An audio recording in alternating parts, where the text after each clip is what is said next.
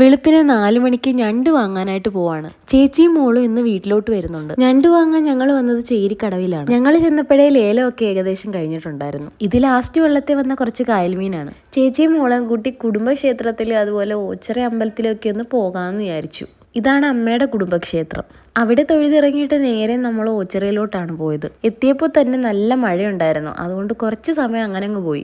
അങ്ങനെ മഴയൊക്കെ കഴിഞ്ഞ് ഞങ്ങൾ നേരെ തൊഴാനിറങ്ങി. ഇന്ന് അമ്പലത്തിൽ വലിയ തിരക്കൊന്നും ഇല്ലായിരുന്നു. വരുന്ന വഴിക്ക് ചേട്ടൻ്റെ ഫ്രണ്ടിൻ്റെ വീട്ടിൽ കയറിയിട്ട് മുരിങ്ങയിറച്ചി വാങ്ങിച്ചു വെക്കാൻ പറഞ്ഞിട്ടുണ്ടായിരുന്നു. അപ്പോൾ അതും എടുത്തുകൊണ്ട് നമ്മൾ വീട്ടിലോട്ട് വന്നു. ഇത് നമ്മൾ രാവിലെ പോയി വാങ്ങിച്ച ഞണ്ടാണ്. അമ്പലത്തിലൊക്കെ പോകുന്നതിന് മുമ്പ് നമ്മളിത് വെള്ളത്തിലിട്ട് വെച്ചിട്ടാണ് പോയത്. അതുകൊണ്ട് അവന്മാർ ഇപ്പോഴും ജീവനോടുണ്ട്. ഈ ഒരു പരുവത്തിൽ പൊട്ടിച്ചെടുക്കുമ്പോഴാണ് കൂടുതൽ ടേസ്റ്റ് കിട്ടുന്നത്. ഞണ്ടിനെ കൊന്നിട്ട് ഫ്രിഡ്ജ് വെച്ചാലും അത് പൊട്ടിച്ചിട്ട് വെച്ച് കഴിഞ്ഞാൽ നമുക്ക് അത്രയ്ക്ക് ടേസ്റ്റ് ഒന്നും കിട്ടത്തില്ല. അമ്മയാണ് ഞണ്ട് വൃത്തിയാക്കലിന് എക്സ്പേർട്ട്.